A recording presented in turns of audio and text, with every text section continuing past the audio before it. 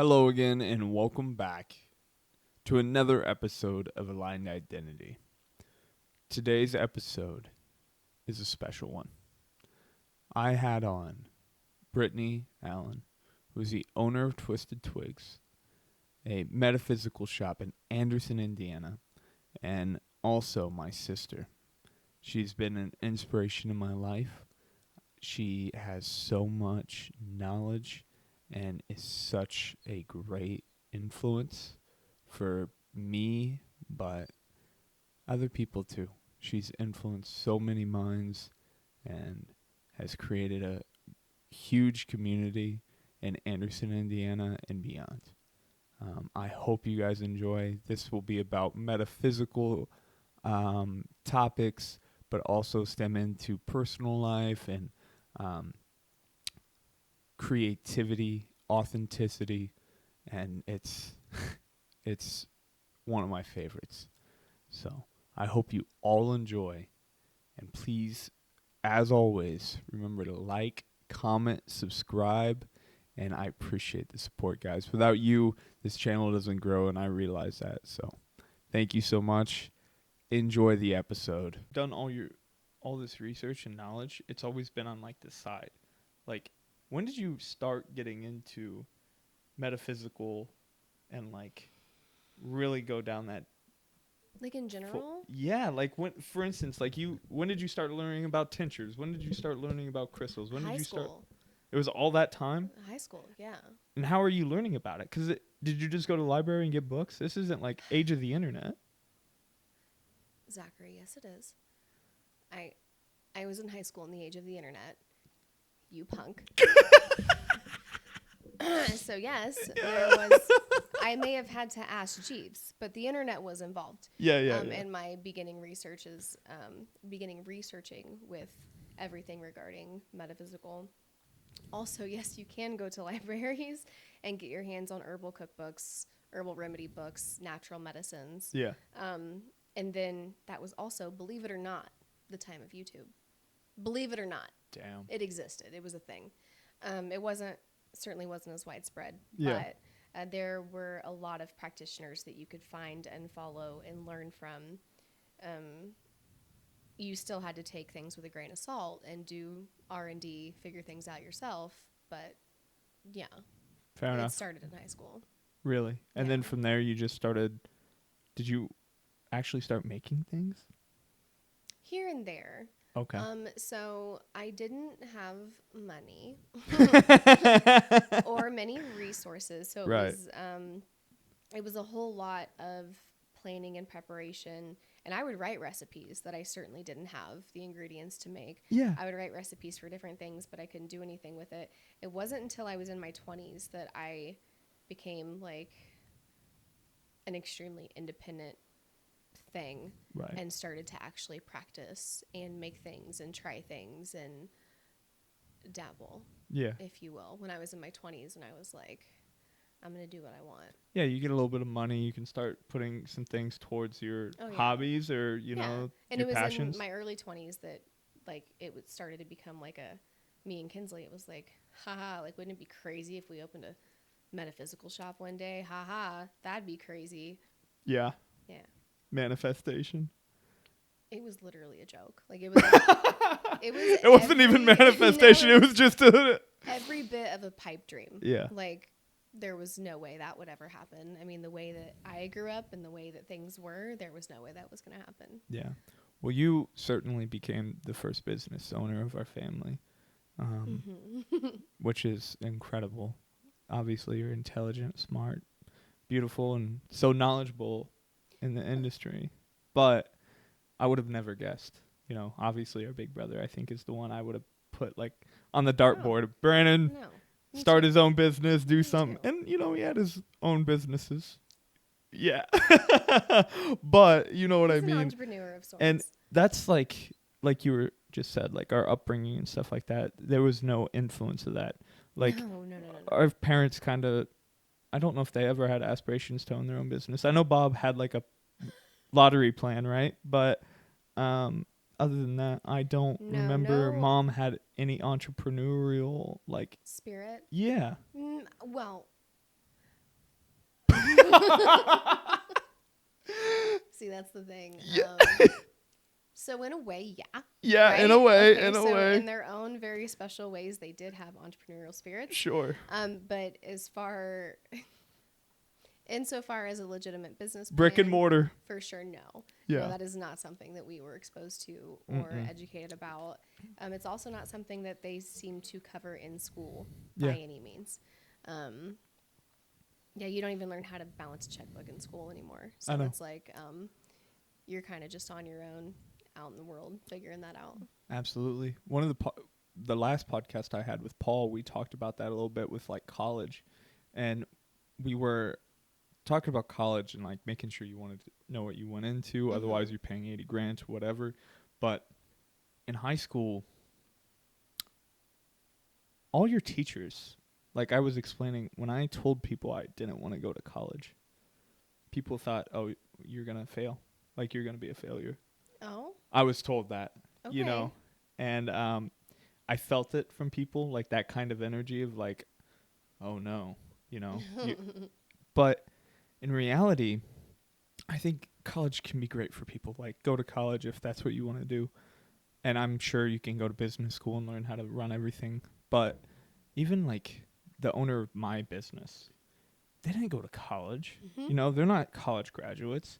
They learned how to do a trade. They learned how to do certain things, and they actually, like, went into it, like, head first to figure everything out. That's the only way you're going to learn is if you actually... Correct. For sure. You learn through experience. That's the same way that I've gone about running a business. I mean, I didn't go to business school. I have a criminal justice degree. For what? You know what I mean? Right. But yeah, you learn as you go. That's the best way to do it. It's the best way to gain experience is to just do.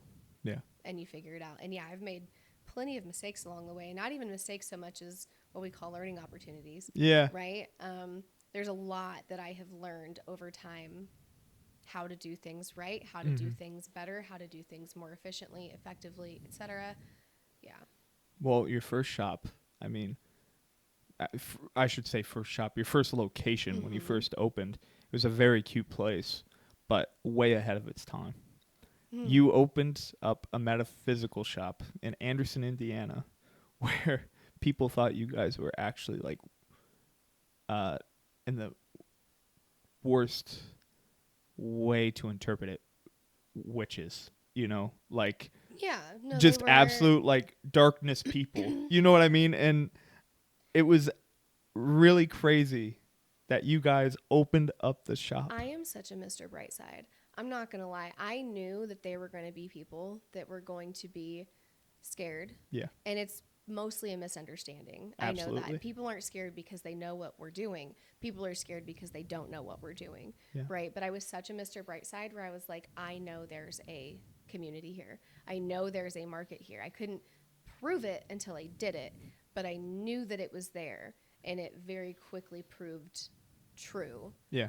Within months of us opening those doors, people were coming in, and we were finding our people, and our people were finding us. I knew that it was there, but it was,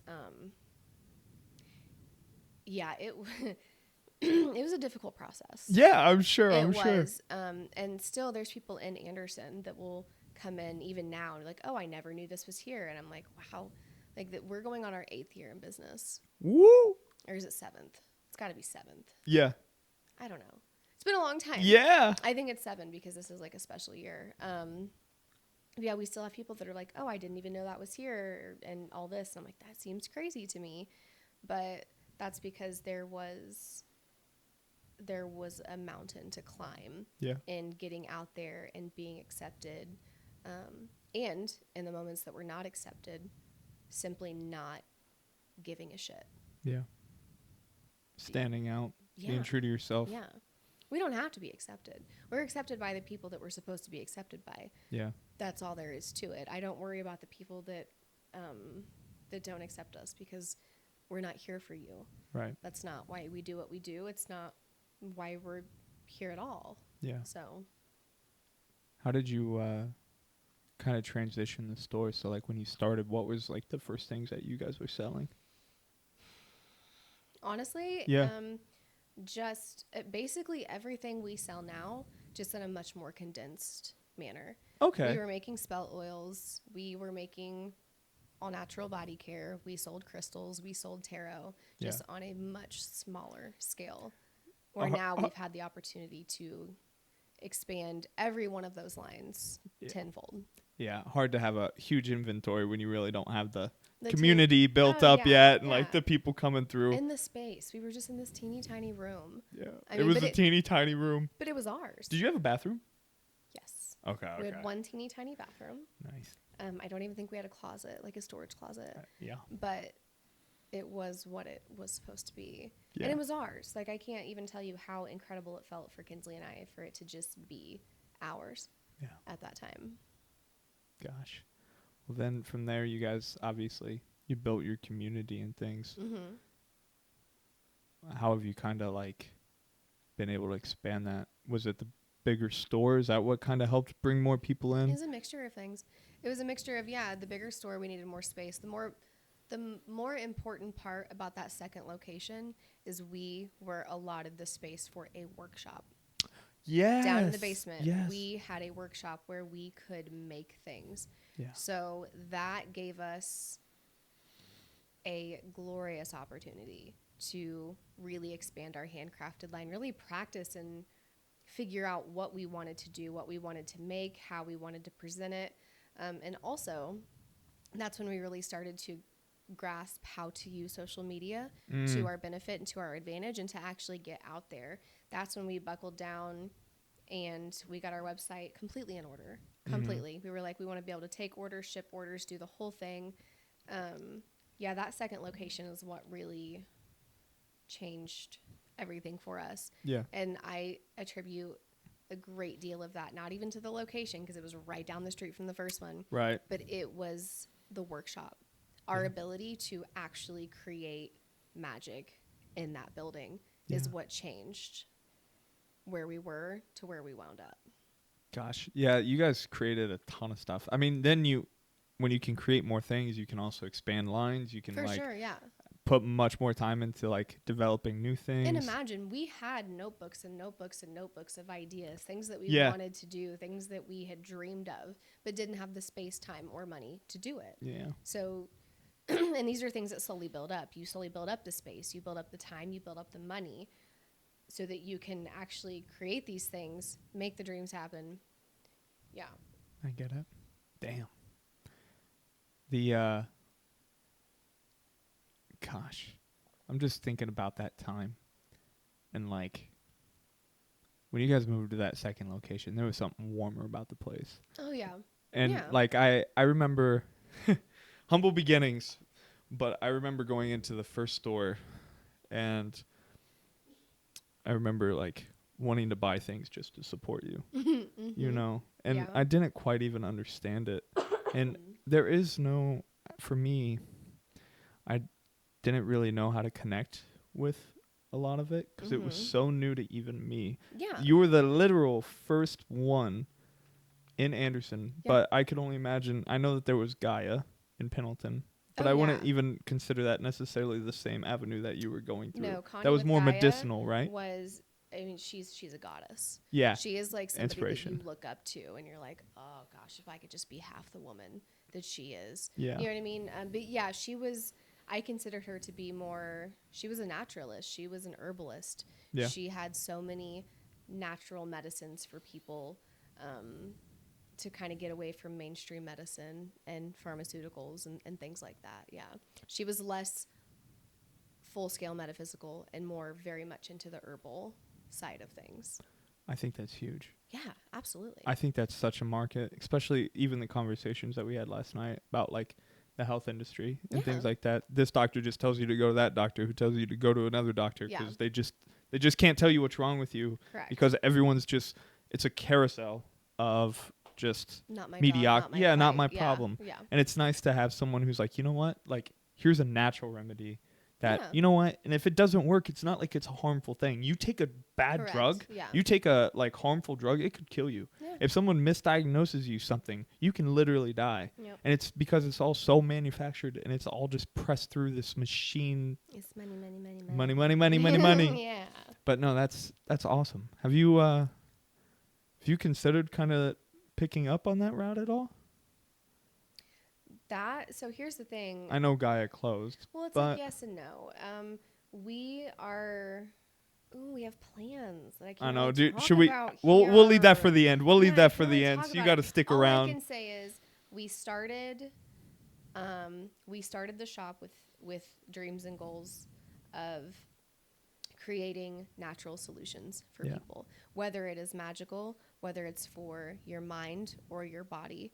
We wanted to create natural options, holistic options, things that are actually good for you and feed you in a positive way.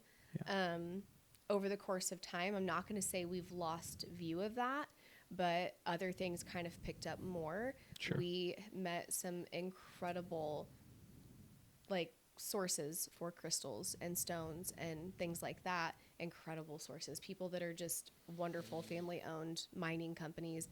Awesome stuff. So we kind of got more into that, but lately we've been having a lot of discussions. That's what I will say. And I think we just want to get back to our roots. Want to get back to our roots. We'll go into that later. Talking about roots, like I love an underdog story. You ready? I'm ready. All right. Let's talk about it. So like obviously like you didn't get handed a golden or is it a silver spoon? It's a silver spoon. Yeah, I wanted to say golden. I felt like golden sounded a little better. I know where you're coming from. But you weren't handed like a silver spoon. You obviously like we have the same mom. Mm-hmm. We both went through the same hardships with that. I moved up north with my dad. You kind of bounced around here. I know Brandon was holding down the fort for a while. Bouncer, yeah. I bounced. We talked about it in the last podcast that we had, which, by the way, we recorded, and it was the first one, so the audio was brutally bad, and I could not post it, but I cherished that episode for the rest of my life. Learning opportunities, yes. Everybody. Growth. At first you may fail, but then you learn. Exactly. And literally the next day I was able to record moms. But in that podcast we had kind of talked about it, but like I loved when I brought up, I was like, man, you did a lot of shit when you were younger. Like, you bounced around. I remember you did, like, cheerleading. You did, like, skateboarding one week. You did swimming. You, like, did absolutely everything. And you would just be like a sponge when you were younger. Yeah, in church every Sunday and Wednesday. In church every Sunday and Wednesday. No, if there was something for me to do, bro, I was on it. I was, and yeah, you were so surprised to hear my, like, reasoning behind that. Yeah. Where you were like, man, you were just into all kinds of stuff. And I was like, I really wasn't into anything. I was into a means to an end. I was into here's something that I can do to get me away from an environment where I'm not thriving. Yeah. Do you know what I mean? That was really the bulk of it. But I've always been more open to experience and open to new things. Yeah. Yeah, it didn't matter. Matter what it was. I was just kind of down for whatever.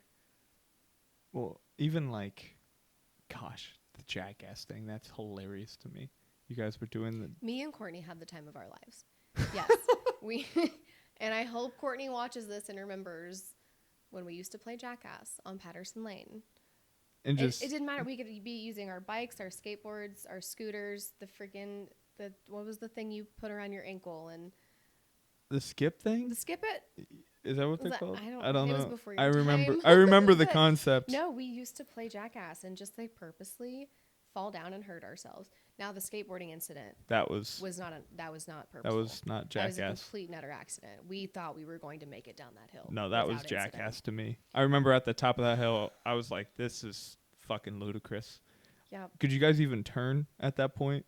At that speed? No, just in general. Oh, no. Yeah, I didn't think so. It was so for the like imagination of it. It's literally like, what? I mean, it was just a drop. It was pretty much just a straight drop on this hill, and then it like veers off, and you have to like turn left. So imagine going 20 miles an hour on a skateboard at the bottom of this hill, and then you would have to turn left to like clear it and not run into a fence. And our friend Jay, our family friend Jay, Mm-hmm. who was like an uncle to us, he literally took Courtney and you and me and Elias. And I remember standing at the top of the hill because you guys wanted to skateboard down this thing. Yep. And literally, I mean, nothing made sense. But no, I guess the adult in the room just was like, let's see what happens. Mm-hmm. Because a normal adult would be like, how about we start halfway? Or how about, you know what I mean? How about we No, take but a bunny honestly, hill and that's first? the thing You is- guys just went full pro all of a sudden. That's about how far we made it down the hill. Was halfway before we totally Fucking just bit. bit it. Yeah, that's a good way of putting it. We bit it. We bit it hard. And we were just laughing at the top of the hill. Meanwhile, the girls are just suffering in pain. Someone, It's was pretty it bad. Courtney? She went to the hospital. Yeah. Yeah, she went to the Well, hospital. she had like, didn't she get like, I feel like someone got some. It's been so I like lost a rug- palm.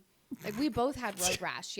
Yeah, we both had road rash. It was I thought someone unavoidable. got I it lost on their like head. a palm, and then my knee was like super banged up. But Yeah. Courtney got the worst of it. Yeah. Yeah, so we had a little ER trip.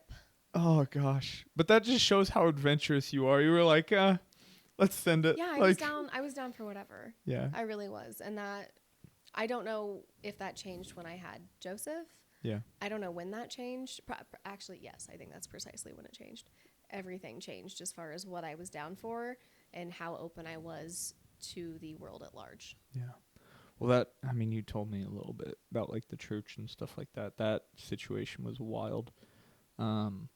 I don't know if you want to share that, and that's okay if you don't. What? But, well, about the like, hey, Brytneigh, come to my church. You know, you're 15, you're Oh. pregnant, you have that whole thing, and you don't have to share that. But that just hurt me because it was like, you're already in this difficult situation. Vulnerable situation. Right, and you're getting judged in yeah, school. and here's because I know we talked about that last time, and I ended up being happy that Did not air.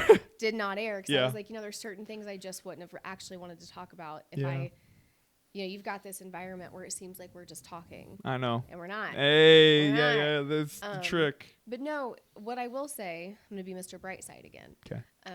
Because you can look at it however you want. That was a moment where it was, because up until that point, I considered myself to be Christian, Yeah. if you will. It was always kind of a gray territory, but I considered myself to be, until then, Yeah. like until that time when I had that experience at that church. But it was after that I really started embracing where I am now. Yeah. Like, God, this was like, 17 years ago? Yeah. Sheesh. Yeah, it was like organized religion no longer makes sense to me. It doesn't make sense to me. Yeah. It didn't make sense. I don't want to go into it. I don't want to upset anybody. Sure. But it just didn't make sense to me anymore. And that's when I started to really hone what I am doing now. And it's not even, sans religion aside, just what do I want to be? How do I want to feel? How do I want my soul to feel Yeah. as I'm existing throughout this lifetime? And it pushed me in that direction. Yeah. So on a happier, brighter note, that was a pivotal moment. And I felt terrible and Right. I wanted to die. But 5 minutes later, Moments aside. But yeah, that aside, it really was a pivotal moment and what made me realize that that's not what I was meant for. Yeah. And that's not what was meant for me, that there was something that was different for me, even Yeah. if it didn't make sense to other people. It really pivoted me in that direction. And I'm so glad that it did. Yeah. Yeah. Well, it made you kind of lean into it. Yeah. And I'm not going to give that guy a free plug Good. on Don't. your podcast here. Great. So, Oh, sister. but if I ever see him out in the wild, Fight him. With words. I don't know. I say things. No. But he knows who he is. Yeah. Oh, sister. No, I think it's like just really humble beginnings, and like even with a kid and stuff like that. You've always inspired me because obviously having a child, I don't have one yet, but it's not easy. And especially when you're young, it's double that. And we've talked about it, but like you do lose some of your youth right? Like you didn't get to. I think some is an understatement. Yeah. If I'm being honest, if you would have asked me 10 years ago, I wouldn't have said that. But as a fully grown adult in my 30s, I can say that if you are doing it right, like if you have a baby at 16 and you do your job right as a parent, you should lose the absolute bulk of your youth and adolescence to that. Yeah. And I would say you did it right. So therefore, you lost the bulk of your youth and adolescence. Yeah. And I, that's kind of complicated for me because I don't, my view on my youth, adolescence, childhood might be skewed. I still have some work to do to process a lot of things. But my view on that was skewed before Joseph even happened. Right. Do you know what I mean? Yes, it was absolutely. already like all you can do when you're a kid is compare your life to your friends' lives. If you go and stay the night at your friend's house, Yeah. and things were always so different. Like I would go and stay the night with somebody and I'm like, wow, like what is this? Yeah. Yeah. You have parents and they make dinner and you have this whole bedroom and you have all these things. And it was like, wow, like this is fucking cool. You have a bedtime? This is so cool. And they're just like, yeah. I know. Because it was a lot different at home. Uh-huh. But you didn't want people to know that. Right. Like you just thought, man, like this person is so privileged and this must be awesome. And you don't know that that's even true. Right. You don't know that that's true. Because in hindsight, I am so happy that we didn't have some of the things we didn't have. Yeah. Because I think it makes for a more well-rounded person to have a little bit of grief and a little bit of difficulty. But I don't know where we were going with that. No, I mean, to follow that up, I think it's important to have, like, gratitude. And I think I'm able to have more gratitude for my things and, like, even just life in general because I know those low points. Like, I remember growing up and having nights where I just wanted to not exist. You know what I mean? And, like, you just want to get so small. You just want to be in a peaceful and, like, calm environment. And I think with those moments, it makes you more grateful for how I live now. Yeah. And it makes me grateful for even just a computer. You know, like, it's so silly, but even just the smallest things in the world, I'm so grateful for. Pillows and blankets on a couch.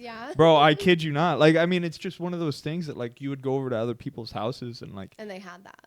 Yeah. Like, throw pillows were a sign of, like, status. My living room? For sure. You see my living room. So nice. It's just decorated. Yeah, it's so nice. And that's just something that, like, I mean, fuck, it almost makes me want to cry, but it's just, like, something I never felt like was important. It's a privilege. Absolutely. It's a privilege. Absolutely. Yeah, totally understand. And it's the weirdest thing because Emily doesn't understand it. And, like, she laughs at me and stuff. And, like, I have bad habits from, like, being a kid and stuff. Like, I let my, like, laundry and stuff just pile up and it kills her. Like, I don't do laundry until it's, like, full. I can't just, like, wait for my basket to be half to do anything. And you know what I mean? I just have, like, some of these terrible habits that I just don't think, or making my bed, replacing my bed sheets. Dude, embarrassed to say, but in my youth, I never even realized you're supposed to really change those things. And it's common for her, is she thinks it's the grossest thing on the world when I tell her that. But it's just not something that was common. And no, it wasn't. But with that being said, it's like, it's cool to kind of come from a place of, you almost get to learn new things.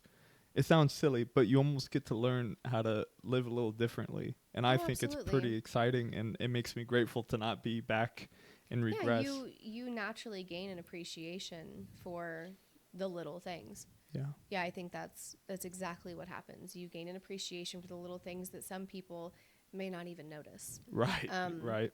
It's just, and I think it's nice to be able to appreciate things for what they are, even if they are small things, even if they seem to be irrelevant, insignificant. Yeah, it's tiny things for me, man. Every time. It's always a tiny thing for me that just I get warm about. You know what I mean? Yeah.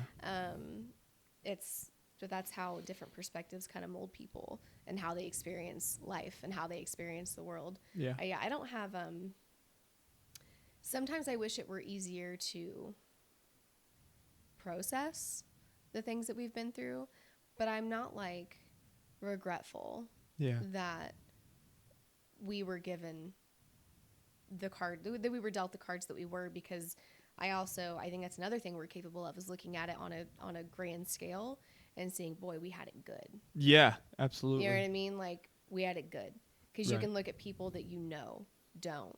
Yeah. And it's like, it doesn't matter. We're all just kind of shit out into the world where we are as who we are. We didn't ask for any of that. Right. And I know for a fact that I had it good. I know. Comparatively. Absolutely. Yeah. One thing that I always am grateful for is like, I didn't have like an abusive dad. I didn't have an abusive mother, you know. Yeah. And I know some of my friends and stuff who've gone through some of those things. Some of them never turned out right, you know. Yeah. And I always felt love in our home, and that was one thing that I think was the underlying. That makes me so happy for you. Did you not feel that? Love? That's complicated. Fair enough. Yeah, that's complicated. And, you know, me and Mom have a different relationship. Yeah. I am quite jealous of your relationship with our mother. That's and funny. Brandon's relationship with our mother. I am very jealous of it, because I am just kind of in a different, I'm in a different bracket than you guys. And I think I've come to terms with it. Like, I'm okay. Yeah. It's fine. But no, I always worried that you didn't feel those things, you know, because it's like you were just taken away so quickly. Yeah. That I was always worried about, and I'm not going to talk about your Michigan family. Well, I'm not going to do it, but I'm just going to say, like, full stop, I was worried about you.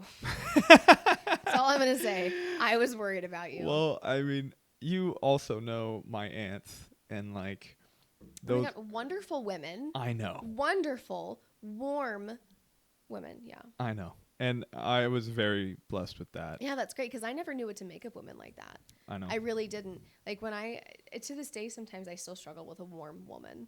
I don't, like, what are you getting at here? And it's like, part of it is so comforting, and then there's another part of me that's like, what is going on? Yeah. Like, it's people make jokes about daddy problems all the time. Like, girls with daddy problems, stereotypes, yada, yada, yada, yada. Yeah. I have like triple daddy problems, right? Sure. Haha. Fine. I'll take it. What women don't typically think about is mommy problems. Yeah. And if they should have them, if they do have them, and how that affects the way that you operate on an emotional level, and your emotional output. Yeah. And come to find out, I am just chock full of issues. I am chock full of them, and that, yeah, I don't know, but yeah, your aunts were fantastic people, are fantastic people. Well, to like talk about the issues, like, I think we all go through everything, and we all have our own issues. I told you, I think I have mommy issues. Mm-hmm. I always tended to latch on to a relationship. Like, if I got into a relationship with someone, I always tended to just latch on. Like, this is it for me. Right. Yeah. Like, I was cool with that, because I had an absent, you know, like, mother for my youth. Yeah, no, so that was you. It bounced back and forth. There's a lot to be said for that type of abandonment, especially when it comes to mothers with their sons. It's like the most I don't know what word to use. It's an extreme abandonment. Yeah. It's not the same as you being abandoned by a dad. I don't know why. I don't know the psychological things behind that. Men get killed in war. It's more whatever. No, yeah. I'm kidding. It's a different type of abandonment, and it can be very detrimental to your emotional maturity, your ability to, you know, progress and grow on an emotional level. Right. It can impact that. So I feel like it's very interesting, because like I feel like my emotional level is like astronomical. Like, not to toot my horn, but I think emotionally I understand people way better than I do, like, analytically. Like, I have a hard time of looking at the world analytically. You are an extremely empathetic person. Yeah. I think you're really good at noticing, interpreting, and understanding other people's emotional states and why they feel the way that they feel. The only constructive criticism that I would give you is that you're not always as good looking inside. What? But looking inside? Yes. Like understanding myself? Yes. Oh, Not I even would not like you as like, oh, like this is who I am as a person. I mean, like you on an emotional level. Like, do you or do you not still have some anger things? Do you or do you not still have some temper tantrums here and there? Oh, Do you understand what man. I'm saying? Okay. So you're a very empathetic person, which is a pristine quality in a man. Like you are top tier, literally because of that. You're emotionally vulnerable. You're really good with people like that. But yeah, that's where I would say maybe a little bit of work is still yet to be done with you, because you really could use that opportunity to, and therapy is great for this, Yeah. to look inside and process your own emotions, because just because you understand somebody else's emotions very well and can see them and identify them doesn't mean you are just as good at seeing and identifying and processing your own emotions. I think you're on the money. I appreciate that. Yeah. Because when we had this is getting deep, by the way, but when we had a call not too long ago, like, Oh yeah. you just speaking to me a little bit and like Woo. making some sense of like, Yeah. it just, it crippled me. Like it was really crippling. Like it completely, I wouldn't say humbled me, but it was just one of those things where it was overwhelming emotion. And you're right. I think it is difficult to kind of process how I feel sometimes. I feel like I always put people first. I know what it looks like to kind of ignore yourself in that way, or to think that you understand what's going on and to push it aside and be like, meh, don't need to deal with that. That's tomorrow's problem. That's tomorrow's problem. That's next week's problem. Sure. Whatever. Yeah, I know what it's like to get in your own way. Yeah.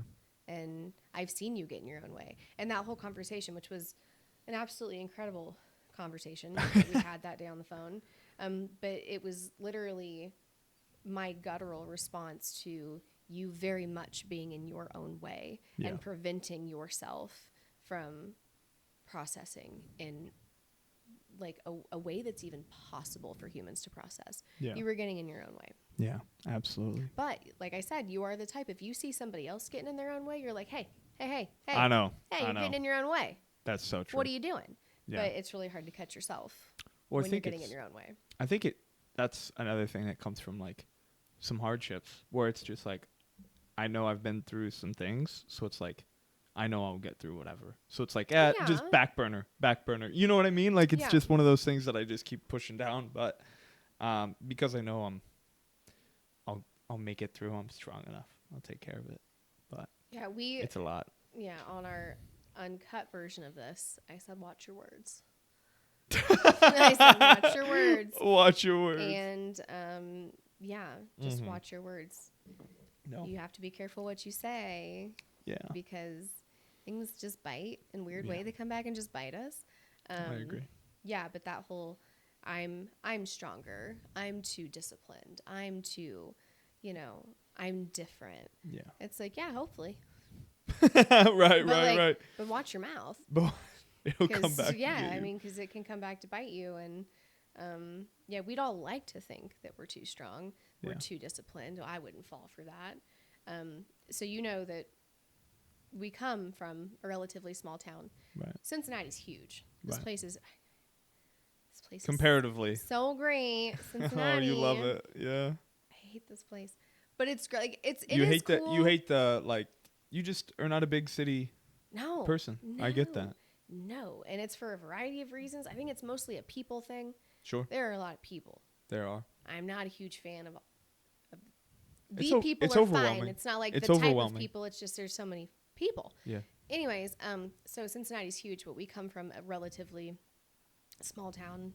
It's a small city. Yes. Put it that way. And talking about being too strong, too disciplined, whatever. What's wild to me is the amount of people that I knew personally, that I went to school with, that I associated with, that are just dead. Oh. That are just dead. And anybody that watches this that's around my age range from Anderson will be like, oh, yeah, that's true. So many are just dead. And it's like, it's another day, another person. Because it's all the same. It's not crazy stuff. It's drug overdoses. Yeah. Every single time. People just killing themselves either on purpose or accidentally. Yeah. Day in and day out. And it frustrates me so bad. And I remember I had to bring that up in therapy, where I was like, this is bothering me. Like, Yeah. what is going on? I don't get, and there was one in particular who was a very good friend of Kinsley and I's, Yeah. that I was like, I don't get it. I don't get it. Why? Because her mom was just like our mom. Yeah. Right? Did all the same stuff. And I was like, why? Why is she dead now?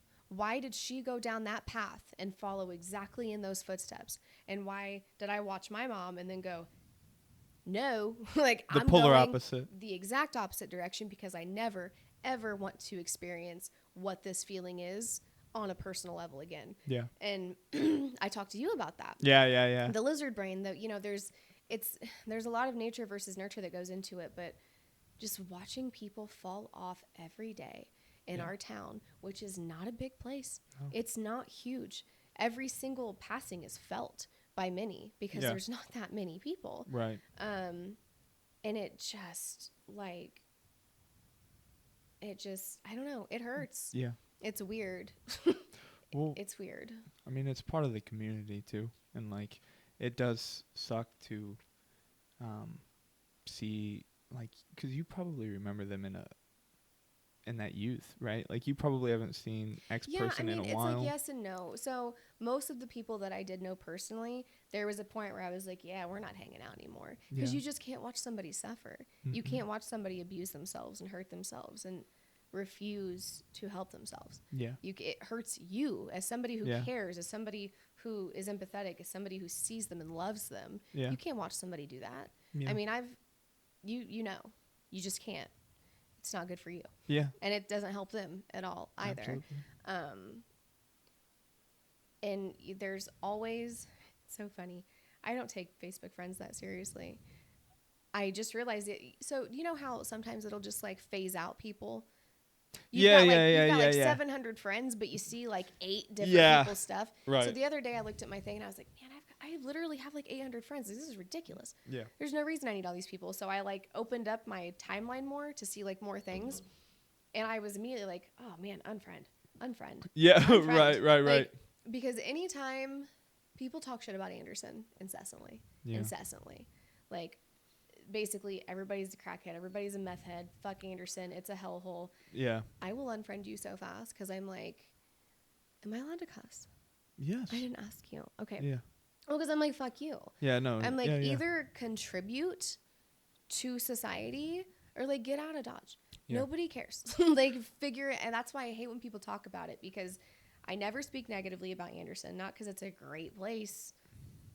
Right. Obviously, it's not a great place, but I'm not going to talk stupid about something put or negative a place energy into where you live. Right. I'm not going to do it. I'd rather just contribute to the success. Absolutely. Contribute to the betterment. Yeah. That's why, I mean, all these people talk shit about Anderson, but I opened a business there. I was like, this is my home base. Yeah. This is where I'm going to plant roots, and it's working. Yeah. So I don't like that. It's not a lost cause. I know. I just wish that there were more people that were willing to contribute to the betterment of something rather than just tear it down and talk down about it. I couldn't agree more. So obviously last year we wanted to move back to Anderson. Yes. And for me, I lived in Michigan for X amount of years, whatever. Mm-hmm. But I've never had like a sour taste of Anderson in my mouth. I've always had the idea that it has potential. Yeah. And I know back in the day it used to rock, right? Back in the day when the GM plant and things like that were back in the day. Backing it up. Yes. Okay, gotcha. But something happened when that obviously closed, and like people started going downhill, and I think it's like negativity broods negativity, and it's almost like a systemic issue in Anderson. It is, yeah. But like even when I went to school in Anderson, it was way better than Pendleton. The preppy, richy place in Pendleton, I hated my life because I didn't fit in. I couldn't handle. I couldn't imagine going to a place like that. Oh, it was brutal. I mean, just the most judgmental kids on the planet, completely alienated. Mm-hmm. I really did not enjoy my time. I had about 3 good friends there, and I love them to death to this day because I feel like I've been through so much, and not even with them necessarily, but they were there for me. But my point is like in Anderson, when I went there, the kids were good kids. Yeah. Like, they really were not bad people. And obviously you could tell when people came from a bad household, Yeah. you know, and they didn't take their academics seriously, whatever. But like, for the most part, some of those kids, the idea is not to stay in Anderson. Yeah. If you stay in Anderson, that's a negative concept. Like, That's you failed if you stayed you failed there. if you stayed in Anderson. And one thing that I think you're so badass, because you did. You opened up home base right in Anderson. And I would love to know how many people. I wish there were just a number, like this imaginary number that just says how many people have you inspired, how many people have you helped through your store. And like, oh gosh, I don't know. With the community you've built, I mean, you've got a couple more metaphysical shops now, you know, like you've definitely inspired and influenced certainly your community and the scene, but like, you are a successful business owner. You were the girl who was 15 and pregnant, who's a successful business owner in Anderson, Indiana, who's fucking killing it, who's gorgeous, married, got a badass sidekick in Kinsley, you know, like, I fucking love that. Gassing me up. Yeah, dude, that's what I'm here for. No, but seriously, I fucking love that. And I love that you love Anderson. Like, why not? Why would you not try to build up the place? It's not even that I love Anderson. It's that I want to love Anderson. Yeah. I want people that are in Anderson to love Anderson. I want Anderson to give a reason to be loved. Yeah. That's what I want. And, you know, right now all the focus, it seems like, is on downtown, which is fine. I wish we had a better downtown. Yeah. That would be great. It wasn't great for me to be downtown. I can put it that way. Sure. But no, I just, all that being said, I'm in a constant state of looking forward, wanting to be better, wanting to be bigger, wanting to work harder. Yeah. There's not a point where I'm like, yeah, I kind of want to stop working now. I want to have a reason to work harder all of the time. And that's why, you know, some of the secrets I was telling you about in regards to the shop, that is me in a constant state of fruition, a constant state of fluid movement and wanting to be better all of the time. Yeah. And that's what I'm going to do. Yeah. That's what I have to do. Right. Failure is not an option. It's not an option. Well, I think your plans are pretty exciting. I think they're very exciting. I guess, well, that and heck, talking to kind of go back, I'll edit this around, but when you were talking about like Anderson stuff, you even like, there are good businesses in Anderson. Absolutely, like Jackrabbit Coffee and Love things like that. Jackrabbit, You food know, luck. like they're absolutely a fantastic place. And you've done some collabs with them. Yes. And like there's many more. Is it Full Moon, Half Moon? What's the plant place that you guys collab with? Wild Moonchild So Boutique. and we have Wild another Wild Moonchild. And we have another plant shop coming. Oh yeah. And yeah, there's like all kinds of little businesses downtown that they're trying to work it up and build it up and make it better. Yeah. And that's really exciting. I'll do as many collabs as I can. Yeah. I will get to know as many small business owners as I can because I think that connection is very important. Yeah. And it's good for everybody. Yeah. Well, that, and I mean, you can even, you know, give them some guidance and things like that at certain times. And I can receive guidance. Yeah, absolutely. From those who know better than me. Right. Because like I said, we have flown by the seat of our pants from the jump. We started our business having no clue what we were doing. Yeah. I mean, we did everything right in the legal standpoint, but like somatic, oh my goodness gracious. $1,000 in a dream, baby. Woo. No, you know, literally, literally. And that's what's so funny about it. And we've learned there are people that I could certainly learn a lot from. Yeah. And I don't discount there's people that could probably learn from me. Probably. Humbly. If they had the nerve to ask. Yeah. Yeah. No, I bet. I could be very helpful. So, one thing from an inexperienced, what would you call it? Spiritualist? Okay. Is that a good terminology? Sure. Maybe, yeah. Just someone who's not very experienced with metaphysical concepts or things. Obviously, like I bought that stone The tiger iron. The tiger iron. Yeah, you I knew remember it. You didn't even have to I look at remember it. it, Yeah, yeah. yeah, yeah. No, I thought something spoke to me when You I just bought liked that. it, Yeah, I yeah, just yeah. liked it. And then I bought like the Get Shit Done kit. That was something. But those are my kind of like entry level like things that I've done and like tried to put time into to Yeah. actually think about and like energy. Like I have the Get Shit Done kit right up there. Very good. And it's like something that I don't know why, but like when I feel overwhelmed or if I feel unmotivated, I just like kind of like hold them in my hand, and As you should. and like I could be doing other things. I could be scrolling, I could be editing. It's just like for some reason it's almost like just something that holds that negative energy. I don't know. Like what would you suggest, or like how do people kind of get awoken to that kind of life?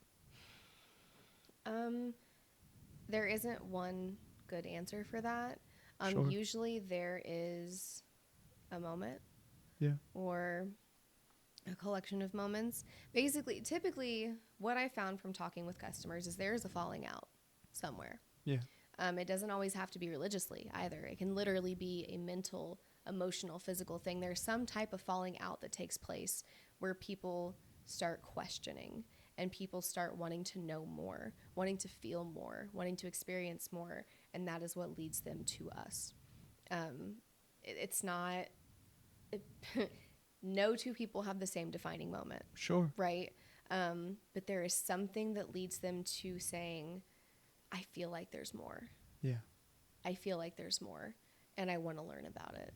And when people come in and they're like, where do I start? I'm like, yo, that's on you. That's your journey. It's all on you. Yeah. Like, I can show you how I started. I can show you what made me most comfortable. But we always tell people, it almost feels like a cliche to say it now because we've said it so many times when they're walking around the store. If you are drawn to something, there is a reason for that. Yeah. Do I know that reason? No, but you probably do. It's just like with tarot, when people want to learn tarot, what I always remind people who are new to tarot is your tarot deck won't lie to you. Sometimes you just don't want to accept the truth, right? A tarot deck never tells you anything you don't already know. Sure. It doesn't happen. You already know the answer to these questions. You just want a little validation. You just, you want a little validation. And sometimes it will validate you, but in the way you weren't anticipating. Sometimes we're just not ready for the answer. Sure. We're not ready for the truth. We don't want to deal with the truth. Yeah. But your tarot cards won't lie to you. They'll be in a bad mood sometimes. But they won't lie to you. For sure, yeah. They may be a little blunt one day. You know, just a little brutally honest. Yeah, it happens. There'll be, like, I have one deck that is just, it just has an attitude. Yeah. It's in a bad mood all the time. And now I found I don't use it very much anymore. Right. Because you don't want to be, like, treated so harshly. Right. Sometimes you just want to be coddled. Right, and right. be, given a nice, here's a nice way we can spend this message today. You don't want to be told, like, fuck you, bitch. Yeah. You know what you're doing wrong. Right. And it's like, damn. Focus up. For sure, yeah. So, but none of this stuff is going to lie to you. Yeah. Each person has just so much personal discretion in how they utilize anything metaphysical. But the way you get started is to just start. If there's something you're drawn to, get into it. Fair enough. Figure it out. Why are you drawn to it? I can't answer that question for you. Yeah. Figure it out. People have questions about actual, like, magic, spell work, doing spells. People have a lot of concerns about doing baneful magic. Do you know what baneful magic is? I don't know. That's where you send some shit out into the world. Okay. Like if you're mad at somebody or you want to teach somebody a lesson or et cetera, et cetera. People have questions about baneful magic and, oh, well, the rule of 3, doesn't that come back to me threefold and this and that and this? And these are complicated questions because it's a personal matter. Right. It is a personal matter. It's like, what do you believe in? Yeah. Like, what do you believe in? Not everybody believes in threefold. Right. Not everybody worships the same deity. Some people don't worship a single deity, and that works just fine for them. I'm just saying these are complicated questions. To each their own. But that's what I love about it, and that's what so many people love about it, is that a lot of organized religion now, it's not to each their own. No. It's to each our own. Yeah. There is one standard that you are expected to be. Yeah. And again, I'm not going to talk down. It's just not for me. Yeah. It's not for me. I didn't feel comfy there. I didn't feel cozy there.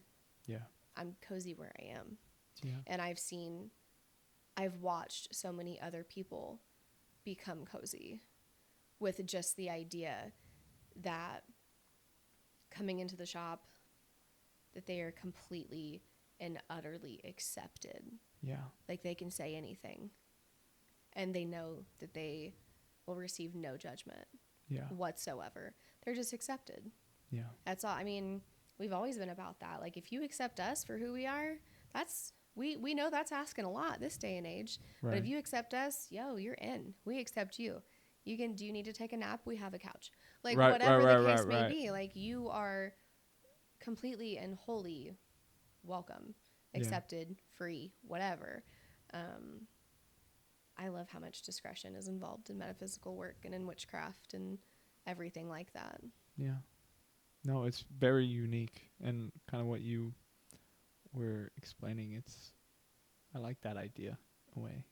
You get to the independence not create. of it. Yeah, it's not create your own religion, but in a way you kind of like can create your own mindset. You create your own understanding of how you feel and what makes you feel good. And to jump back into time. Yeah. I know how much you love to discuss my childhood. I love it.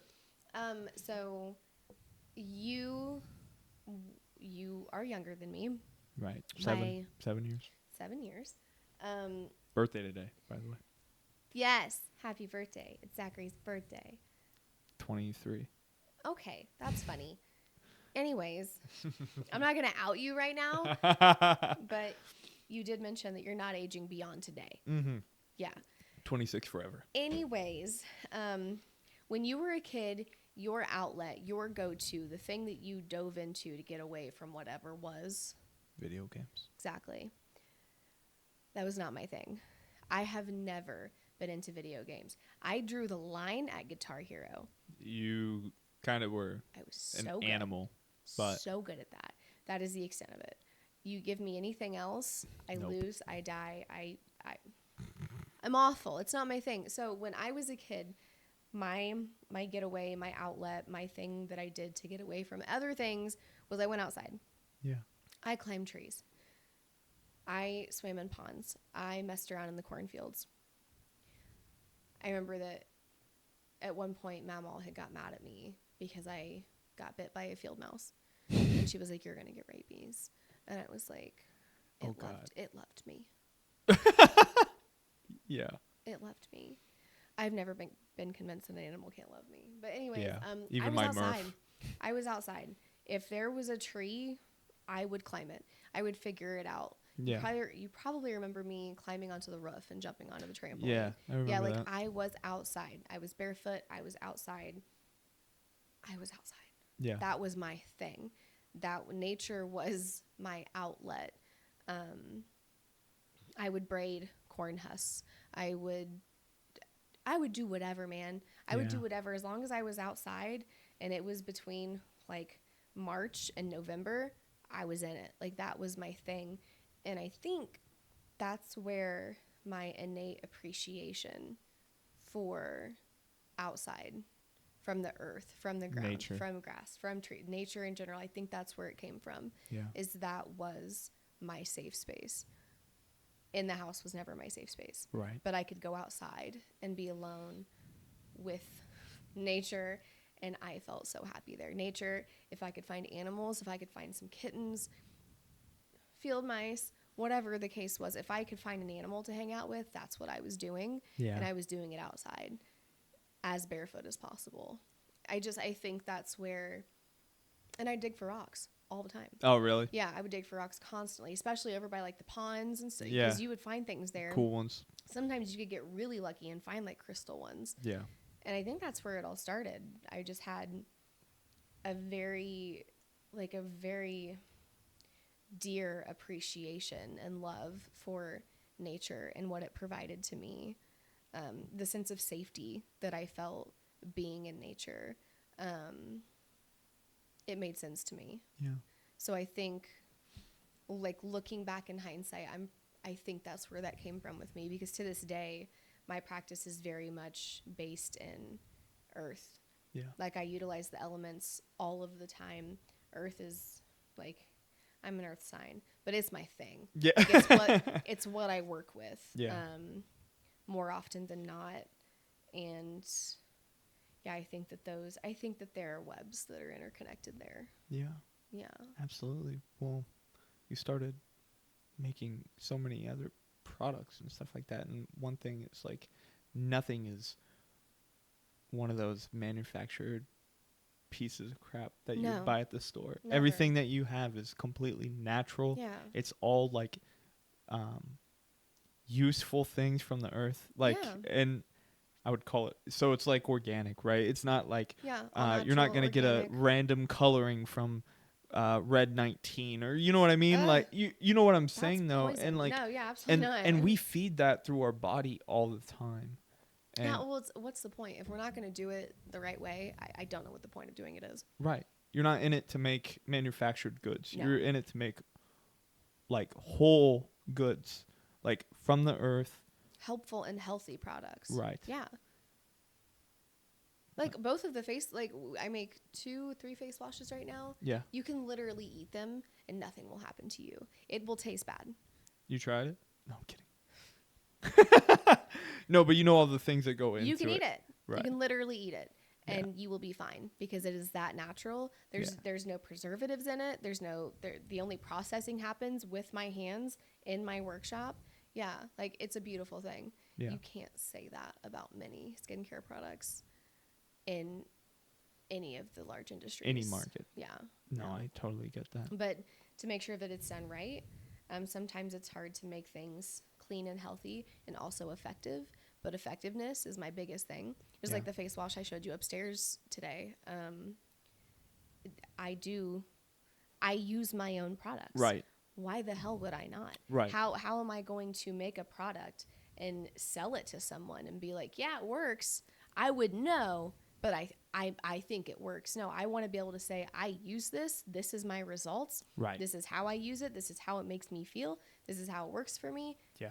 And then I feel good about selling it to somebody else. Absolutely. Yeah, I use all my own products. If it doesn't make me feel good, I would never put my name on it. Right. And sell it to somebody. That would be insane. Yeah. No, it is insane to me. But you see that in influencers. You know what I mean? That's not something that, like, you know, if an influencer puts out something, most of the time they're not even using it. You know, it's just a grab bag. Yeah. And I'm not saying that you're an influencer by any means, it's a kickback and et cetera, et cetera. Yeah, I just...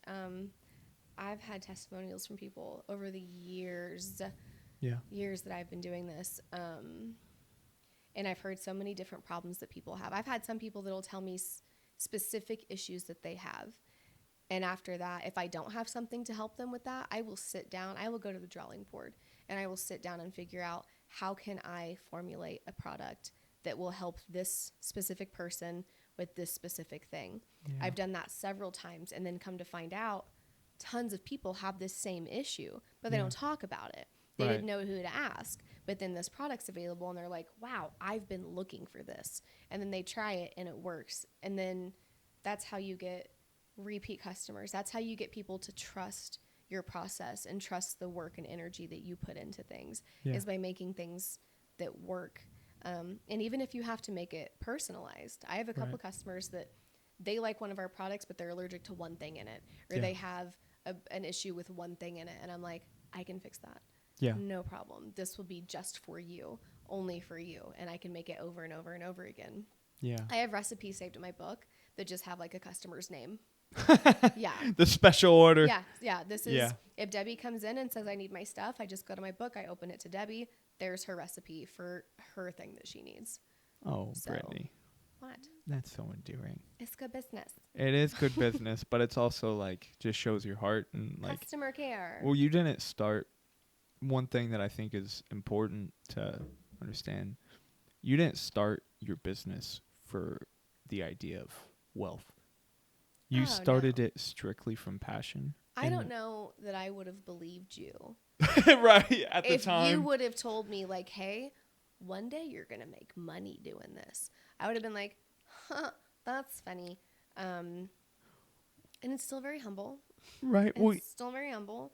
But yeah, no, it was hands down a passion project for sure. well, for years you literally had to have the paralegal job Yeah. just to even afford the Yeah. L that you were holding To pay the bills. in the yeah. nicest way. You know, like to have that business, it was nothing more than just a passion project. Yeah, well, and shout out to Kinsley for running the shop and Yeah.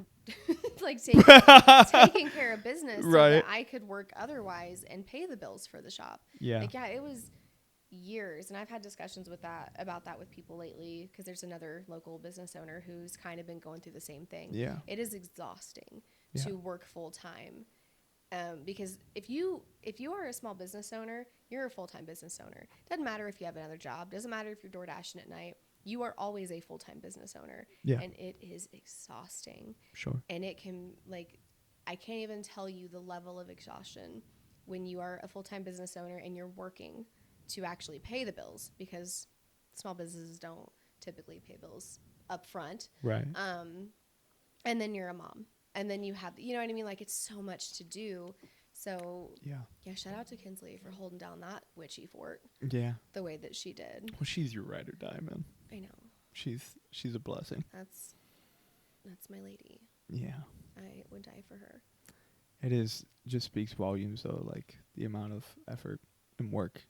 One thing that I even try to preach about this channel is like, or even the concept behind it, but it's like just what you see as an end result.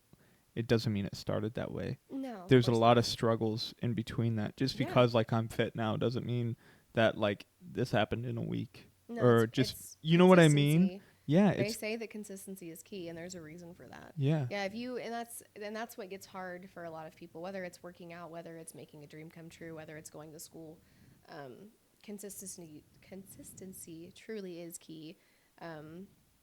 You can't give up when you're not seeing the results that you're looking for. Absolutely. After a week, a month, sometimes even years. a year. Like, yeah, you have to have that mind frame that you are working towards a goal. Yeah. And that goal doesn't always stay in one place. Right? Sometimes it looks closer, sometimes it gets a little further away, but the goal is there nonetheless. Yeah. But you have to be consistent about grabbing that goal, because otherwise it's just going to get further and further away. Yeah, you'll never be able to reach it. No. Like it's very basic to say this, but I mean, if you quit your goal, you're not going to reach your fucking goal. You know, like Yeah. if you don't, you miss 100% of chances you don't take. Absolutely.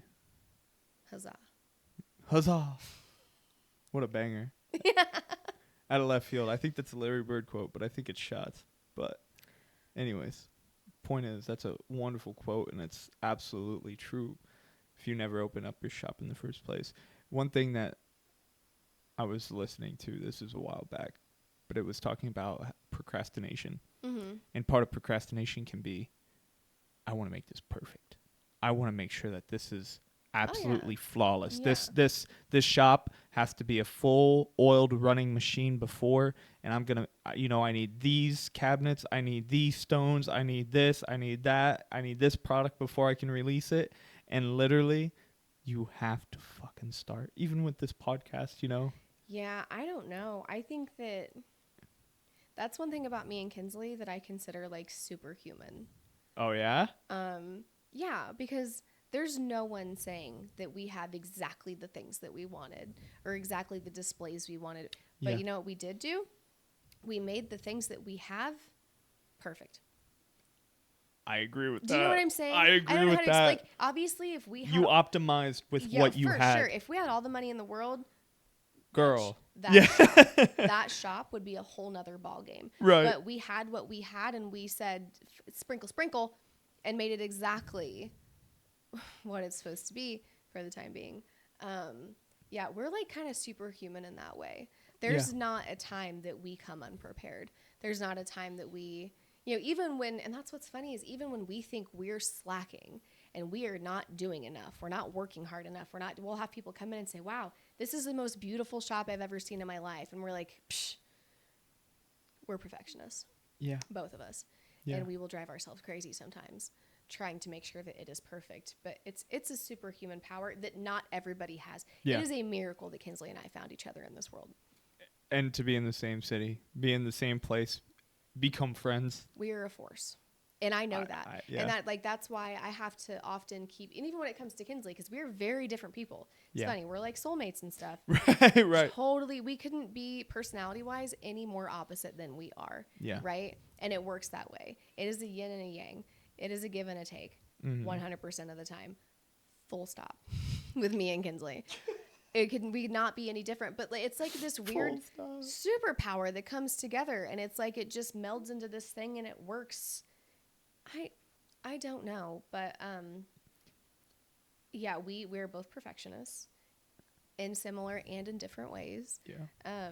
But no, you work with what you have, because if you don't do it, it's not going to get done. Right. And if you wait for things to be perfect, well, good luck. Good luck. Yeah. With that. Yeah. No, it is amazing. I mean, even down one thing that's so impressive to me, all right, and I've just never you've pretty much gone into, I won't call it product manufacturing, but in a way that's kind of what it is, right? Like you are producing products and like lines and all this stuff. Yeah. And it blows my mind how creative you guys are. And so, I mean, you guys set the bar in my eyes for the metaphysical game, like, because that's all I've seen. And then when I go to other shops now, that obviously, like, I've gone into other shops, I've got to see other places, and I'm just like, wow, like, my sister's so cool. Because literally, it's so unique. Your designs, all of your things are so authentic. Are they spell oils where you guys have, like, the candle melted on top? Or those are spell bottles. Spell bottles, the wax. Well, that's the thing. There's spell bottles everywhere, Zachary. I know. It's all in... Like, I tell people all the time that it's very important to coddle your creative process. Like, give yourself time and room to be creative. Yeah. Because, again, there are spell bottles everywhere. But what means a lot to me is that people can see our spell bottles and see somebody else's, and without a label, know which one is ours. Oh, yeah. That is so important to me. Yeah.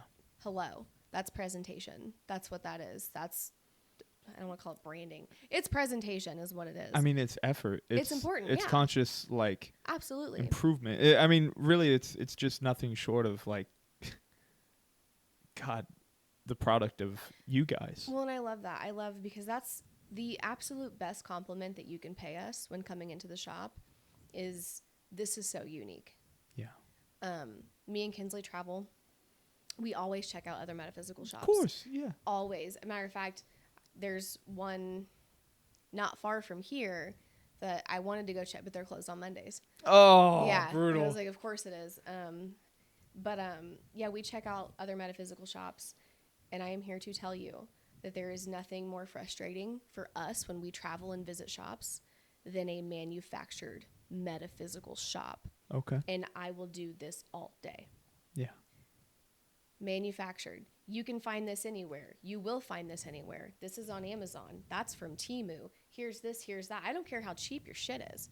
That's not what I'm in the market for. Yeah. I'm in the market for authenticity. Yeah. Why do anything half-assed like that? Right. I know but if we walk into a manufactured metaphysical shop, we will walk out. Yeah.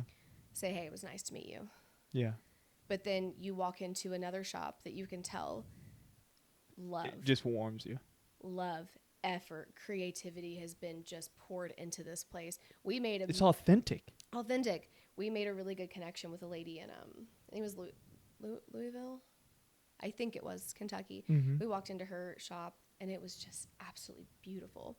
And here's the thing. She made similar things to what we do. She made spell oils. She made herbal incense blends. She made candles. She made all kinds of stuff. That doesn't bother me. That doesn't intimidate me. That's, yes, queen, make it. Yeah. Because when you walk in there, there's no question. It's not, wow, this looks like something I saw somewhere else. No, this is hers. Yeah. This is her brand. You can tell that she has poured creative energy into every single product that she makes. And we were so quick to take her business cards, display them in our shop, and be like, visit this person. Yeah. Go to their website. This is somebody who deserves and has earned your time and interest, right? Yeah. That's what's important to us. And we will consistently raise up the women, whoever, that are doing that. Absolutely. And taking something Metaphysical is everywhere. Spell bottles are everywhere. Yeah. Spell oils are everywhere. Bath salts are everywhere. That's fine. Make it yours. Yeah. Use just muster a little bit of creativity And in your authenticity. brain and make it yours. It's just so big to me. Period. No, that's so. I mean, I don't even know how to follow that No, up, it's with sister. anything. It's with, so with fucking podcasts, true. With, With any, anything. owning any Yeah. business. Oh, sorry. No, you're fine. Owning Yeah. Any business. Like, yeah, there's going to be how many screen printers are in Cincinnati? Right. Like, there's going to be similar businesses, but I'll be damned if I won't stand out. Yeah. There's no way. And if I find out that another business is doing something similar to me, I'm pivoting. I'm going to do something different because it has to stand out. Yeah. You have to utilize your creativity for exactly what it is. Yeah. Use your creativity. Well, not everyone is blessed with it, and I think that's where they may falter and look to replicate. Because, like, obviously, you set a standard in Anderson that other stores would obviously look at and be like, "Oh, how do I become like Twisted Twigs?" Yeah. Right? And in a way, what is that term? It's like when you copy someone, it's almost like a compliment. I don't know. You know what I'm saying? Oh, imitation is the sincerest form of flattery. Right. Yeah. Thank you. That's the term I was looking for. But those stores, unfortunately, will not survive unless they muster up some sort of authenticity, because long term, you're going to have something that's fresh, new, authentic. If you could just go to a store and it's, like you said, a manufactured store, then what beats Amazon? No, exactly. You know, and and coming into your shop is so unique. Me and Kinsley both very strongly feel that when you walk into one of those, and we've been to so many, I know. we travel. Anytime we know we're traveling, we look up all the metaphysical shops in the area before we even go, and we set a schedule because we want to see everybody. We want to see everything. We want to buy things from people. Like, right. We want to get that experience and make connections if they're good connections to make. Yeah. And it's almost like, when you see the manufactured places, I know that there's people that want to make money, and that's fine. But it's almost like making a mockery of someone's actual lifestyle, someone's actual religion, perhaps. Yeah. Like, because me and my witchy stuff and my metaphysical and all my holistic stuff, it's not just like something I do for fun. It's not something that I do to say like, oh yeah, I do this. It's literally my entire life. Yeah. It encompasses my entire life and the way that I live each and every breath of my days. Right. So for us, it just feels a little bit like a mockery when you go in and you see things that's just mass produced, China produced. Yeah. No, it's there's no life to it. And it's literally what takes away from every good business, every good small business. It's the Walmarts that take them out. Yeah, it's the Amazons that take them out. It's the Temus that take them out. It's the large scale mass production bullshit that takes away from tiny guys and small business owners nationwide. Yeah. Period. No, that's so true. How many McDonald's have wiped out a small town burger joint? You know, you don't think about that. Did you hear that Pendleton's getting a Starbucks and they are not thrilled? Oh no, because they have Imagine. Falls Perk. Falls Perk is one of the greatest coffee shops I've ever been to. I know. And from the beginning, that's another person who you feel when you walk into that coffee shop. I hope this somehow makes it to them. But when you walk into that coffee shop, my wife and I, Emily and I, Jackrabbit is great too. But when we walk into Falls Perk, we make it a destination to go to. It has a feeling. Because when you walk in, you feel something. It has a personality. It does. It has a personality. And honestly, that's funny that we are talking about that. That's the closest thing I've ever felt to your shop. That is the closest thing I've ever felt. And it's 1,000,000,000% different, but it's a whole personality. It's an entire vibe. Such a personality. In and of itself. Yes, yeah, I know. And I love that, and you just feel it immediately. And a Starbucks is so stale. You can only replicate a Starbucks so many damn times. Exactly. Yeah. Again, it's a rumor. I don't know, but I know that Pendleton is not thrilled. Well, the sad thing is once that's installed, once they have that Starbucks, I mean, Big B's already there.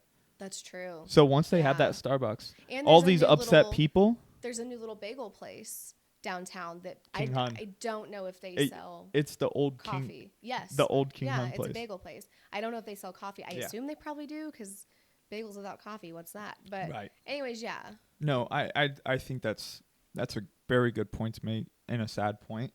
Yeah. That, you know, all these people. How much money does one company need? Right. For goodness sakes. And I'm sorry. No, you're good. You're good. You're contributing to a problem. That's all it is. Well, like in your space, I mean, it is kind of difficult because like it's not like we're selling coffee here. We are selling, I won't call your store or industry niche. It's obviously a very broad spectrum of products. Yeah. And especially how you've diversified it too, because you have skincare lines, you have teas. Like you're such a badass, but I could talk about that all day. But other stores have not diversified. Other stores are not. They're maybe more susceptible to the Temu stones. You know what I mean? They're going to be. I understand. Yeah. I really do understand because I've looked myself. When I heard that was a thing, that Temu had crystals, I was like, no way. Yeah. And I got on there and I was like, these prices, bro? These prices, like you can't beat those prices. Yeah. But you also can't beat the fact that they're literally not crystals. Yeah. Like I can look at I've been around stones for so long that you can look at them and you can see, oh yes, that's a genuine crystal or stone, or no, that's not, and they're not. So it's like you can't beat the prices. You can't. Right. Hands down. And you can sell it as. But also hands down, I don't want to beat those prices. Yeah. I don't. You'd rather be true. That is less important to me than making sure that somebody gets something genuine. Period. Yeah. As they say. Yeah. Yeah, as they say. It's so like I don't know. And me and Kinsley might be like, what do they call like a crazy genius? What do they call that? Madman. Mad scientist. Me and Kinsley might be mad scientists at the end of the day. Because when you talk about our broad range of product lines and things like that, that's why it's so hard not to talk about what we've got coming up. Because it's like, we're mad, man. We're mad. We're so mad. Yeah. It's wild what we're about to get into. And it's pretty insane to me that it's literally just the two of us. I mean, shout out to P Poppin'. She holds down that front desk like nobody can. Oh, Peyton. And she gives us the opportunity to do what we do best. Yeah. And we are going to get back to our roots, as previously stated. Yeah, we got things just coming down the pipes right now. I'm so excited. Coming down the pipes, and I'm so excited about it. And sometimes I think me and Kinsley are crazy. Sometimes I think we are crazy. You Emily and I. No joke, enough is never enough for us. And that just, enough is never enough. We always want to do more and be more. That I think speaks to the kind of people you are, but also the kind of business and place you want to provide to people. Of course. You know, yeah. Like you've told me ideas that you've had for years. Yeah. You know, like I won't say them now, but you know, and it's really, it's very inventive, and would be a really big shot. You know, like some of these, but I think that's important that you guys have those kind of ambitions, because 7 years ago it was just a dream. You know, like you guys just joked about it. It was a joke. This was a joke. Yeah, hold on to those ambitions, man. I'm not kidding, because it's like, where do you go from here? Yeah. There always has to be somewhere to go from here. Don't get comfortable. If you think you're at the top, you're not. Right. Do you know what I mean? Don't think you're at the top.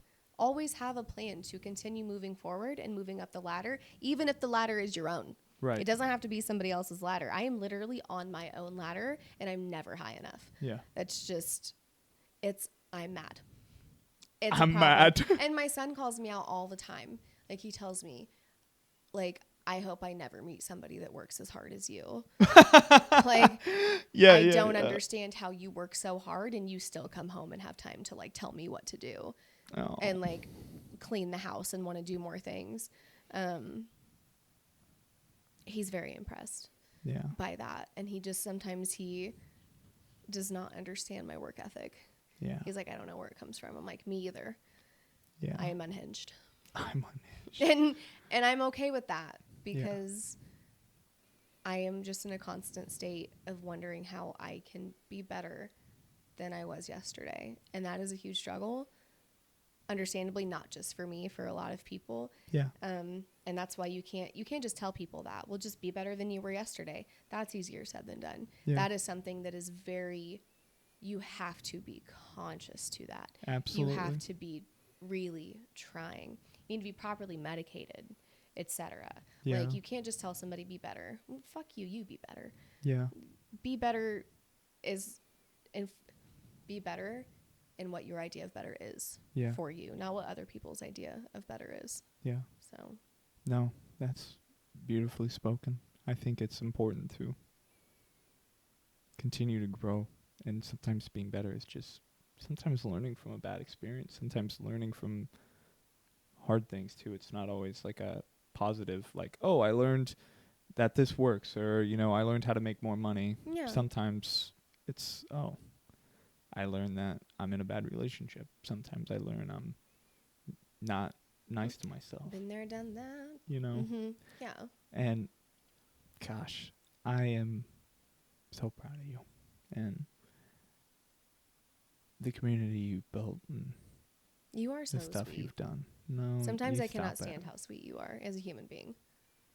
You stop it right now. I can't stop it right now. No, you stop it right now. You are too sweet. So sweet. I love it. No, I can't wait. I mean, honestly, I'm in a way this podcast has been somewhat of like my call it passion. Yeah. My twisted twigs. Yeah. You know, and it's still small. It's still Twisted growing. Twigs is still small. I know. I don't care what but anybody says. Yeah. No, you keep pushing because you're going to learn things with every episode. I know. Every and time you edit, you're going to be like, oh my God, there's more things to learn. It's never going to end. Yeah. No, and I feel that 100%. And even like I've been dabbling with the social media stuff and like the It's reels, hard. and it is hard. It's so hard. I'm not the best editor, and like, but just because I'm not the best doesn't mean I'm not like striving to be better. And who knows, maybe at some point, maybe I hire an editor. Do I find a Kinsley? You know what I mean? Like big times. So, yeah. But I love that you're doing something that's your passion. I think that also motivates, and cultivates like a good mindset. And Absolutely. like like when you were just talking about like moving your ladder, when you're doing something that you love, like something that you're interested in, and things that like fucking wake you up in the morning. Yeah. That's like where we should all be, you know? I would encourage anyone to try something that like makes you want to move that ladder. Because a lot of people, unfortunately, are like in jobs that they just don't enjoy. And I mean, that's the majority of it. And I feel for them. And we're kind of set up in a world where that is a mountain that we have to climb to get to the other side. Yeah. It's not like it. I remember when I quit my job, I was fucking terrified. Sure. I was like, wow, this is either going to be great or I'm going to bust. This is like, where I crash and burn, you know? It was terrifying, but my whole thought was, if I'm giving my all to my business, it can only help to improve. Like, my business can only do better if it's getting all of me rather than some of me. So luckily that paid off. Yeah. But I totally understand how scary that can be for the average person, especially people with kids, with a mortgage, with rent to pay, with like responsibilities, $8 eggs at the store. I understand that it can be terrifying. Yeah. But start it small. Just start it small. Start a little podcast in your office. Yeah. Start a little metaphysical shop in a teeny tiny room. Do whatever. Whatever makes you happy. Just give it like a chance. Because I mean, at the end of the day, you really don't know how much you can help somebody else. Yeah. You don't know what other people are looking for if you don't go out there and ask people what they're looking for. Yeah. And I mean, what makes us special is our diverse ability to hone different skills for different, you know what I mean? Yeah. We can provide so much more for other people. That's why we're not all the same. Yeah. Oh, Brytneigh. Cut it out. No, that was just so beautiful. You just went off. You just went off over there. You Did popped I? off. Yeah. Absolutely popped off. Oh, this Team Fiona cup Yeah, I know. got me worked up. Oh, Brytneigh. That was beautifully said. Thank you. Sure to, give it a chance. Yeah. Give your passion a chance. I mean, because what's it going to hurt? Yeah. And one thing that I realized with this is if I never started it, I would wonder, oh, man, what if I started a podcast? What's one of our favorite quotes these days? Which one? Never try, never know. Truer words were never spoken. Never try, never know. Never try, never know. Exactly. That's all you got. It's like, yeah. The life motto. Yeah, like, end of story. Yeah. That it's important because, I mean, it can't hurt. And like you said, all you're going to do otherwise is look back and wonder, well, what if I would have? Yeah. You could at least try. It doesn't hurt to try. And we all have that in our lives. There's Absolutely. all one thing that you were like, Woo. I wish I would have. Yeah. And why not? I've got like 11. Yeah, right. I have a million, but those. yeah. But yeah, each one serves to teach us something. Yeah. And if anything, it made me less fearful of actually taking risks and taking chances to move myself forward and what I consider to be my goals. Yeah. And I think that's a big part of it is just not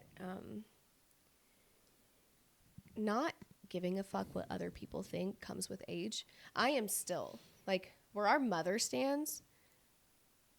On the very far Yeah. end of the spectrum. Women that are in her age bracket, I admire so much. Except for the ones that still are very, like, there's a boomer mindset, Yeah. right? But then there's women that are, and men that are outside of that. Women in mom's age group, they have aged out of caring what people think. And I admire that so much. Yeah. I look forward to the day because I still have work to do. I have tons of work to do with not caring what other people think, or what their opinions are, whatever. Sure. I admire that so much, but I implore you and everybody else to try really hard to not hold yourself to any other standard than your own. Yeah. Like, period. Because at the end of the day, at the end of the year, at the end of your life, your standard is the only one you have to answer to. Yeah. You won't be answering to anybody else's standard. It's well said. Comparison is the thief of joy. True. And it's because, especially in this era where everything is so social media. Oh, yeah. And, It's people not only real. show you the good stuff. It's not real. And it's not real. Not but real. that's what you compare yourself to. Mm-hmm. And especially some people, it's crazy because some people who are the most unhappiest, say in a relationship or with their life or with their body, Yeah. present Yep. the polar opposite. Yeah. That they're so happy in their relationship or their marriage, and that they're so happy with their body. Yep. And they're the ones who are really tearing themselves down. But you never know. But that's all you're shown. And so you compare yourself to that. And some things are just absolutely unattainable for some people. Yeah, that's true. Don't let those people, don't let someone else's joy dictate your own joy or someone else's life make it seem like it's better than yours. Yeah. We're all so blessed in our own ways. Just do your grind quietly. Tell them. Just do it quietly. Is that what you're doing right now? Mm-hmm. Grinding quietly. We're brewing. We're being mad scientists. Mad ladies. Oh, well, yeah. I'm excited. We're for insane, you. and I'm so excited about it. Stay tuned. Yeah. What's you got a time frame? Any information? Knowing me and Kinsley, like within a month. Okay. Knowing me and Kinsley. Yeah. I have to count on some other people do for some things I can't do, unfortunately. Yeah. If I could do those things Time frame. sooner. Yeah. But since there's certain things I can't do, I have to wait on capable people. Yeah. And probably the bulk of things within a month or so. We got a lot to do. I love it. That's too. exciting. Yeah. Big moves for the girls at Twisted Twigs. Yeah. Is there anything you want to shout out? You got like an Instagram? Twisted.twigs. You got a TikTok that's booming? Twisted.twigs. Not to be confused with any of the fake TikToks that Yes. are out there, but it's just Twisted.twigs. Facebook, Twisted Twigs, House of Earthen Goods. We're super easy to find. Can't miss us. Make sure to visit the site. Look at their products. They have a line of everything that you could imagine. They got teas. They got face scrubs. They got, skincare lines. They got oils. Candles, They got crystals. hit Things for the boys, too. Oh, yeah. They have Got some hair care colognes, products, some all hair kinds of care. stuff. Yeah. Everything. And to be growing. To be growing. To be growing. I like it. Yeah. Thank you, sister, for being on the podcast. Of course. Thank you for having me officially. Oh my gosh. And again. Yeah. You're the most interviewed person from my podcast I now. see that. Yeah. Yeah. A return A return. guest. Yeah. I'll take it. I love you, sister. Thank you so much for being on you here. too. Make sure to like, comment, and subscribe, and to follow all of the things that the Twisted Twigs girls have going on. Thanks for listening, guys. And we'll be doing this again. I don't know when, but it'll happen again. Sometime. Maybe the three of us.